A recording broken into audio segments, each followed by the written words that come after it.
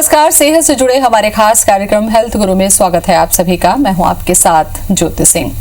दिल की धड़कन जब तक चल रही है तभी तक की इस दुनिया की खूबसूरती हमारे लिए है, और जिस दिन दिल की धड़कन थम जाती है समझिए जिंदगी वहीं खत्म हो जाती है। लेकिन दिल की धड़कन थमने से पहले अगर उन बीमारियों को पकड़ लिया जाए जिसकी वजह से दिल के ऊपर मुश्किल आ सकती है, तो हमें लगता है कि काफी हद तक हम दिल पे होने वाली बीमारियों को रोक सकते हैं, उसको पहचान कर उसका इलाज भी कर सकते हैं। आज ऐसी ही महत्वपूर्ण जानकारी हम आपको देंगे। शुरू करते हैं अपना खास कार्यक्रम हेल्थ गुरु।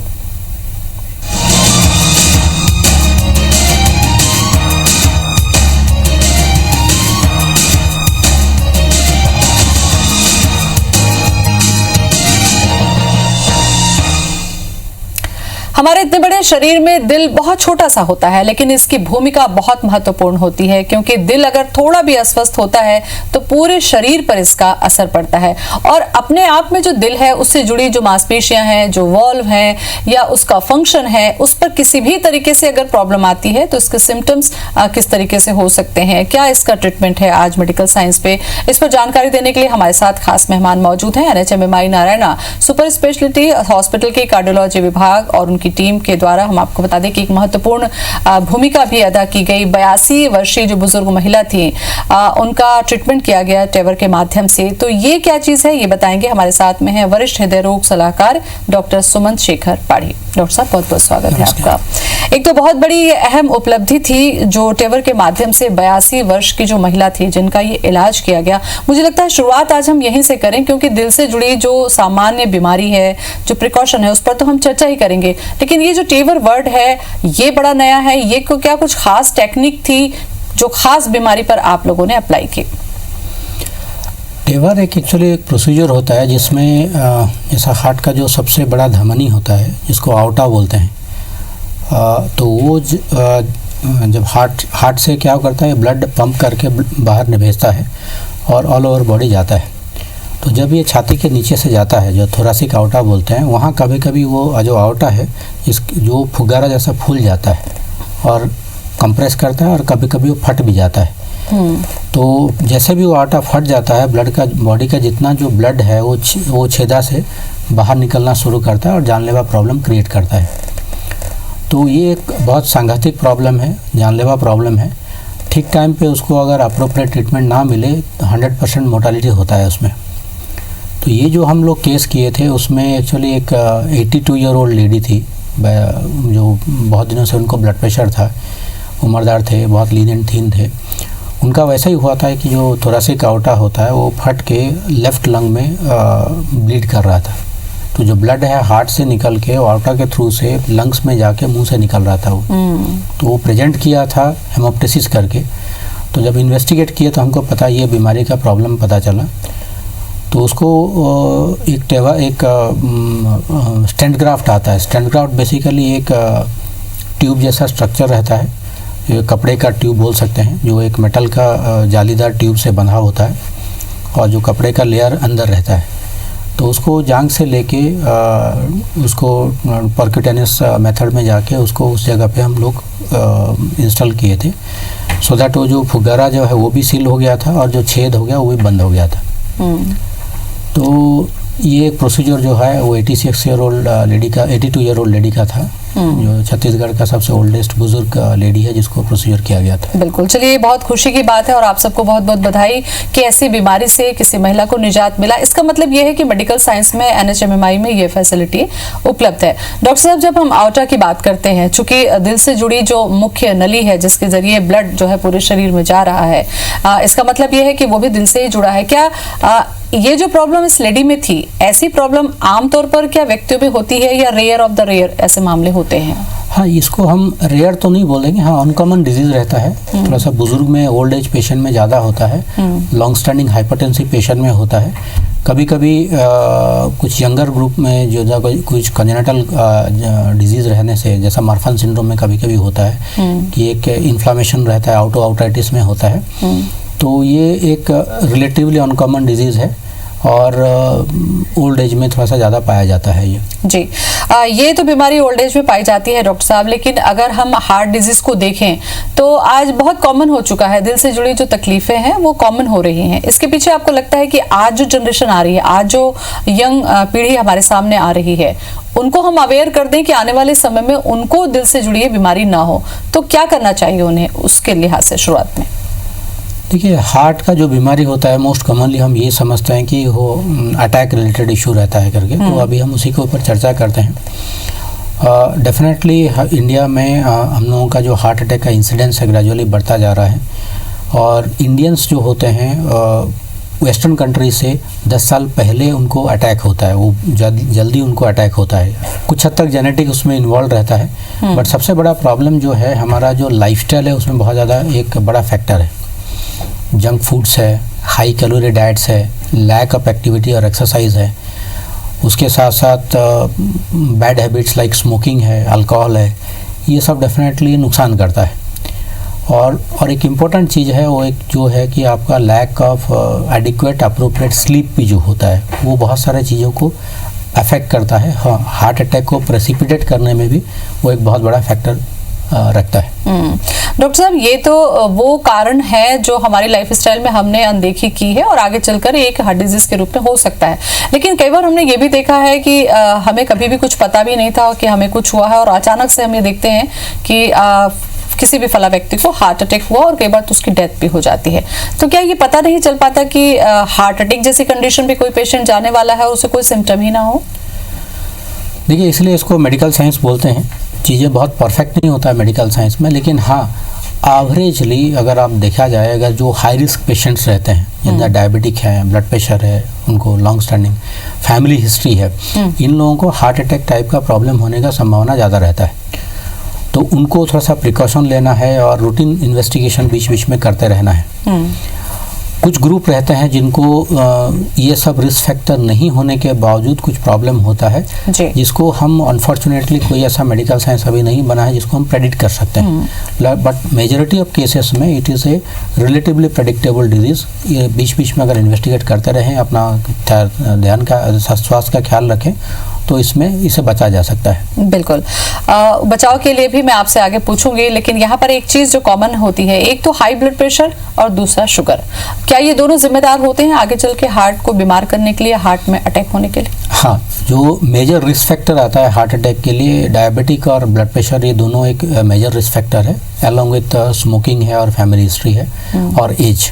ये 5 फैक्टर है जो डेफिनेटली हार्ट अटैक होने में बहुत ज़्यादा मेजर रोल प्ले करते हैं।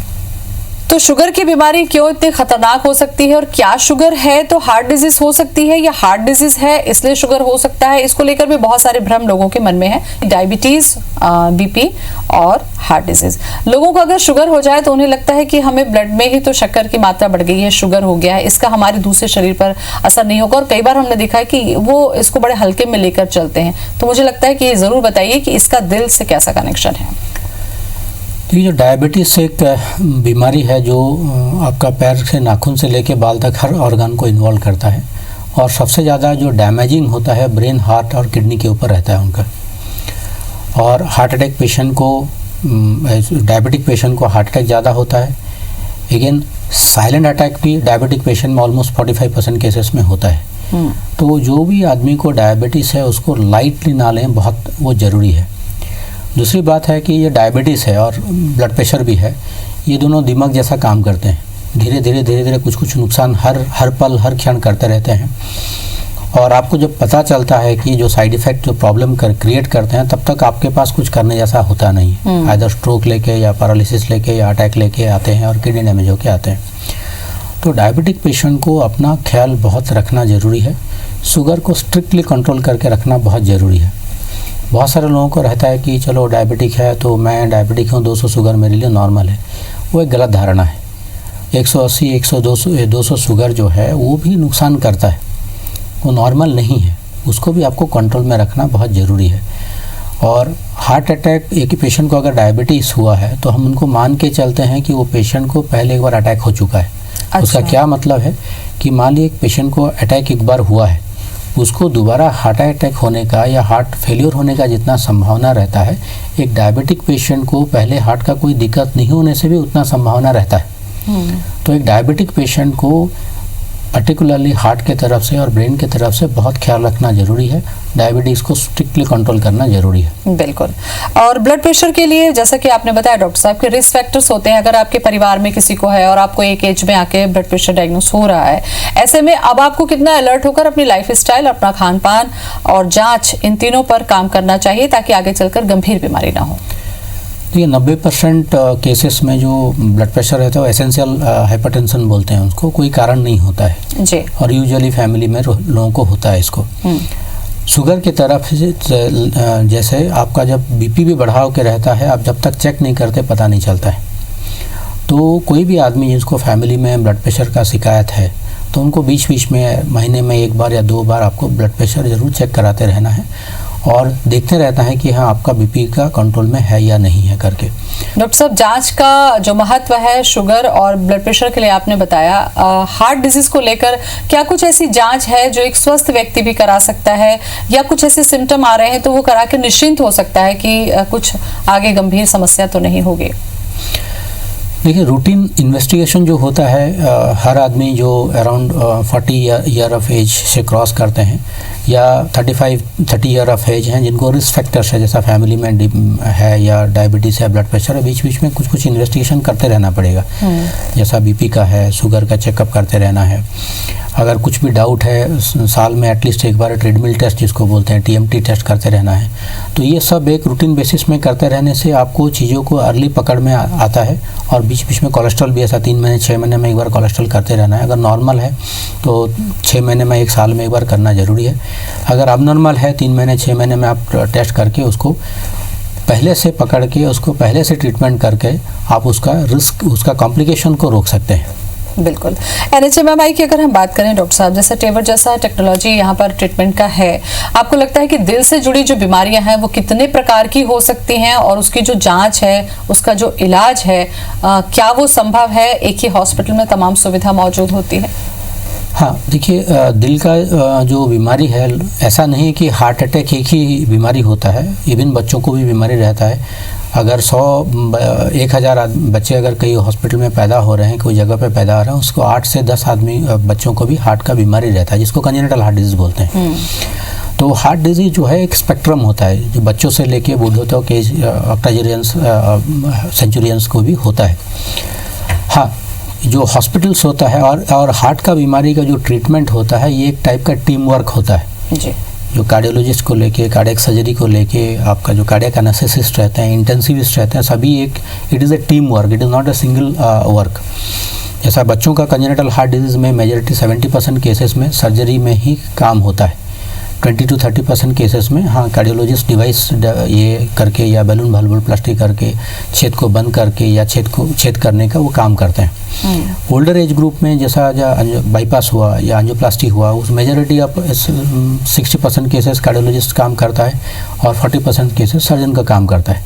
But definitely it is a team work and हम लोग बहुत फॉर्चुनेट हैं NHMMI में। ये हमारा जो टीम है, मैं हूँ, मेरा एक कलीग है डॉक्टर सुनील गोनियाल है, मेरा कार्डियक पीडियाट्रिक कार्डियोलॉजिस्ट हैं डॉक्टर किंजल बख्शी हैं, 2 कार्डियक एनेस्थेसिस्ट हैं आलोक और Arun, we are very good surgeons, Nitin Rajput हैं। तो एक टीम वर्क के हिसाब से हमारा हॉस्पिटल में ये सब हम काम कर पाते हैं। हमारा हॉस्पिटल का जो कार्डियक कैथ लैब में जो प्रोसीजर हुआ है, जो यंगेस्ट बच्चा है उसका एज 4 डेज था और ओल्डेस्ट जो पेशेंट है अराउंड 98-96 ईयर पेशेंट का हम लोग प्रोसीजर किए हैं।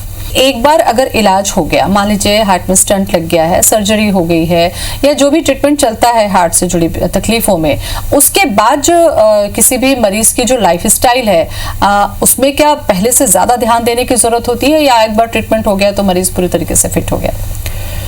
देखिए अनफॉर्चुनेटली जो हार्ट का जो ये इलाज है एंजियोप्लास्टी या बाईपास सर्जरी, जो हार्ट का खून का नली ब्लॉक होने से किया जाता है, it is not a unifactorial cause. उसका मतलब क्या होता है कि मान लीजिए किसी को मलेरिया होता है तो मलेरिया पैरासाइट की वजह से होता है, तो वो एंटी मलेरिया लेते हैं, वो पैरासाइट मर जाता है, आप मलेरिया से क्योर हो जाते हो जी। लेकिन अनफॉर्चुनेटली जो हार्ट का खून का नली ब्लॉक होना होता है वो it is a multifactorial problem. उसका 9 कारण होता है, मेजर 9 कारण होता है, जैसे एज है, फैमिली हिस्ट्री है, डायबिटीज़ है, ब्लड प्रेशर है, कोलेस्ट्रॉल है, मोटापा है, लैक ऑफ एक्टिविटी और एक्सरसाइज है, स्ट्रेस है एंड स्मोकिंग है। ये 9 कारण के वजह से ये ब्लॉक्स वगैरह होता है। तो इसमें 2 चीज़ आपको समझना जरूरी है। मान लीजिए किसी का बाईपास हो गया है जी भाई, या किसी को एंजियोप्लास्टी हो गया, ये जो 9 कारण मैं आपको गिनवाए कुछ भी दूर नहीं हुआ है। तो ये सोचना मूर्खामी है कि अगर बाईपास हो गया या एंजियोप्लास्टी हो गया मतलब दोबारा वो प्रॉब्लम नहीं होगा, क्योंकि आप कारण को दूर नहीं कर रहे हो। ये 9 कारण में से जो 2 कारण है जो आप कुछ नहीं कर सकते, नॉन मॉडिफाइबल है। आप एज को कम नहीं कर सकते हो, फैमिली हिस्ट्री को कम नहीं कर सकते हो। बाकी जो मेन जो 7 कारण है उसमें से की फैक्टर जो है वो एक्सरसाइज है, जो आपको करना है। फिट रहना ज़रूरी है। अगर रेगुलर एक्सरसाइज करते हैं, रेगुलर फिट रहते हैं, वो कोलेस्ट्रॉल कम करता है, बीपी शुगर को कंट्रोल में करता है, मोटापा को कम करता है, स्मोकिंग को बंद करना है और जितना हो सके मेंटल स्ट्रेस से दूर रहना है। तो ये सब अगर चीज़ करते हैं, किसी को एंजियोप्लास्टी हुआ है या बाईपास हुआ है, वो अच्छा और लंबा चलता है। ये बिल्कुल गलतफहमी में मत रहेंगे कि एक बार एंजियोप्लास्टी हो गया मतलब आज एंजियोप्लास्टी हो गया और कल जाके खीरी पूरी खा के अपना बैठे बैठे काम करते हैं। अच्छा, अल्कोहल को लेकर डॉक्टर साहब सभी ऐसा कहते हैं, लेकिन लोगों का तर्क ये होता है कि जो नहीं पीते हैं उनको भी तो हार्ट अटैक हो जाता है। तो क्या जिनको अगर पहले नहीं हुआ है तो क्या उनको संभावना रहती है क्या? देखिए, अल्कोहल डायरेक्टली हार्ट से जुड़ा नहीं है, ये सच है, लेकिन इनडायरेक्टली डेफिनेटली हार्ट को अफेक्ट करता है। अगर कोई एक्सेसिवली अल्कोहल लेता है तो अल्कोहल इटसेल्फ मायोकार्ड जो हार्ट का मसल्स को वीक कर देता है। अच्छा। दूसरा है कि जो अल्कोहल क्या करता है कि बीपी फ्लक्चुएशन में बहुत ज़्यादा ये करता है। तो बीपी फ्लक्चुएशन का एक मेन कारण अल्कोहल इंटेक है। दूसरी बात है, जब अल्कोहल आप लेते हैं, जो आदमी कोई XYZ कोई अल्कोहल लेता है, उसके साथ उनका जो डाइट रहता है, जो खान पान का रहता है, वो बहुत ख़राब रहता है। तो किसी भी हालत में ये बिल्कुल गलतफहमी में नहीं रहेंगे कि अल्कोहल हार्ट के लिए अच्छा है।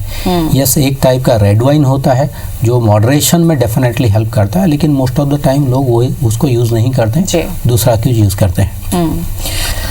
डॉक्टर साहब, जो व्यायाम की बात हम करते हैं, क्योंकि जो 9 कारण आपने बताया उसमें बहुत ज़्यादा प्राणायाम, योग, मेडिटेशन और एक्सरसाइज को लेकर अगर ये देखा जाए तो लोगों का ये रहता है कि बहुत ज़्यादा एक्सरसाइज करते हैं तो हम थक जाते हैं, हमें सांस फूलने लगती है और वो सोचते हैं कि आराम करेंगे तो ठीक रहेंगे। तो ये एक्सरसाइज किस तरीके से हेल्प करती है आपके हेल्थ के लिए? मुझे लगता है उसका कारण आप बताइए तो मोटिवेशन का काम करेगा। देखिए, बेसिकली जो एक्सरसाइज होता है, एरोबिक एक्सरसाइज, बेसिक मिनिमम जो होता है एक आदमी के लिए, एवरेज आदमी के लिए half an hour brisk walk का ज़रूरत है। एज के अकॉर्डिंग ऑलमोस्ट हर एज ग्रुप में उतना का ज़रूरत है, लेकिन डिपेंड, मान लिए कि 80 साल का उम्र का है तो डेफिनेटली थोड़ा सा कम एक्सरसाइज करने से चलेगा, लेकिन एवरेजली अगर मान के चलते हैं कि 30 से 66-70 ईयर ऑफ एज को, तो half an hour of brisk walk is very necessary है। उसके अलावा कोई कुछ कर सकता है, जैसे साइकिलिंग है, स्विमिंग है, जॉगिंग है, कुछ भी कर सकते हैं, that will definitely help your heart. बाकी रहा कि कोई आदमी अगर अनयूजुअली उसका सांस फूल रहा है, ऐसा अगर 40 साल का, हाँ, बहुत 40 साल का उम्र का बंदा है लेकिन थोड़ा बहुत चलता है तो सांस फूलता है, तो उसका 2 कारण हो सकता है। आइदर उसका बॉडी और लंग्स ट्रेंड नहीं है जी। अगर वो 40 साल तक बैठे काम किया और सडनली आधा घंटा वॉक करने के लिए कोशिश करें, नहीं हो पाएगा। सो उस टाइप का पेशेंट में उनको ग्रेजुअली उसको बढ़ाना है, वो ट्रेन करना पड़ेगा, 10 मिनट, 15 मिनट, 30 मिनट ऐसा करके बढ़ाना है। दूसरा ग्रुप का है कि रिलेटिवली एक पेशेंट रिलेटिवली एक्टिव है लेकिन वो उसको सडनली सांस फूलना शुरू होता है, जो नहीं कर पाता है, तो पहले ये डिटरमिन करना बहुत ज़रूरी है कि उसको क्यों प्रॉब्लम है, आइदर फेफड़े से रिलेटेड प्रॉब्लम है या हार्ट से रिलेटेड प्रॉब्लम है। ये जांच करने के बाद ही वो रूटीन एक्सरसाइज करें तो ज़्यादा अच्छा रहेगा। खान पान को लेकर भी मैं आपसे पूछ रहा हूँ डॉक्टर साहब, क्योंकि जांच और ट्रीटमेंट वाला पार्ट मैंने पूछा है, खान पान जो है वो हमारा किस तरीके का होना चाहिए जो कि हार्ट को हेल्दी रखने के लिए हेल्पफुल होता है? ये खान पान में ये ध्यान बहुत ज़रूरी है कि आपका टोटल बॉडी में कैलोरी कितना जा रहा है। लोगों को बहुत पूछते हैं, सर घी खा सकता हूँ, तेल खा सकता हूँ। देखिए, घी तेल का जो मना किया जाता है because these are high calorie diet.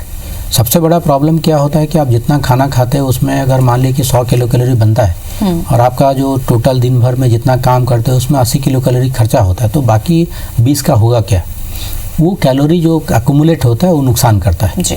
तो खाइए, कितना खाइए वो मैटर नहीं करता है, क्या खाते हो मैटर करता है। लो कैलोरी डाइट खाइए, फाइबर डाइट खाइए, और जैसा सलाड्स है, फ्रूट्स है, वेजिटेबल्स है, उसको जितना हो सके आप, अगर आपका जो मेजर मील होता है उसमें से एक मील कम्प्लीटली ये इसमें हो सकता है तो बहुत अच्छा है। हाई कैलोरी डाइट से दूर रहिए, फास्ट फूड से दूर रहिए, तला हुआ भुना हुआ से दूर रहिए, क्योंकि these are high calorie diets. बिल्कुल, कुल मिला के डॉक्टर साहब अच्छी चीजें आप खाइए तो अच्छा रहेगा। एक जो और मैं आपसे सवाल पूछना चाहूंगी, समय अब मेरे पास में कम है, वो ये कि लाइफस्टाइल बदली है, लोग देर से उठते हैं और रात को देर तक जागते हैं। नींद नहीं पूरी हो पाना क्या ब्लड प्रेशर के लिए, शुगर के लिए, हार्ट के लिए हार्मफुल होता है? हाँ, एक अच्छा क्वालिटी ऑफ स्लीप जो होता है वो बॉडी के लिए बहुत एसेंशियल रहता है। तो आप, ये मैटर नहीं करता आप कितने बजे सोते हो, आप जितने बजे भी सोते हैं उसके बाद आपका क्वालिटी ऑफ स्लीप कैसा रहता है। अगर अच्छा स्लीप आपको 6 घंटा से 8 घंटा मिल जाता है तो आपका डेफिनेटली बहुत सारे तनाव कम रहता है, बीपी शुगर कंट्रोल में हेल्प करता है। और यहाँ 1 मिनट के मैं आपको टाइम लूँगा। इसका जो आज के दिन में सबसे मेजर प्रॉब्लम है वो watching blue screen before going to bed. Blue screen मतलब है टीवी, कंप्यूटर, मोबाइल जो है, आप किसी भी जगह पे लेके जाएंगे 95% लोगों का यही आदत रहता है, सोते सोते व्हाट्सएप देखे सोएंगे, फेसबुक देखे सोएंगे। ये आदत से दूर रहिए। सोने से 2 घंटा पहले डेफिनेटली ये ब्लू स्क्रीन से दूर रहिए, आपका क्वालिटी ऑफ स्लीप अच्छा रहेगा, आपको जो फैटिबिलिटी और डिप्रेशन रहता है सुबह उठे वो नहीं रहेगा। बिल्कुल, तो काफ़ी अहम जानकारी डॉक्टर सुमंत आपने दी, मुझे लगता है काफ़ी हेल्पफुल होगी। हमारे जो दर्शक कार्यक्रम देखेंगे उनके लिए बहुत बहुत धन्यवाद आपका। धन्यवाद। फिलहाल इतना ही, नमस्कार।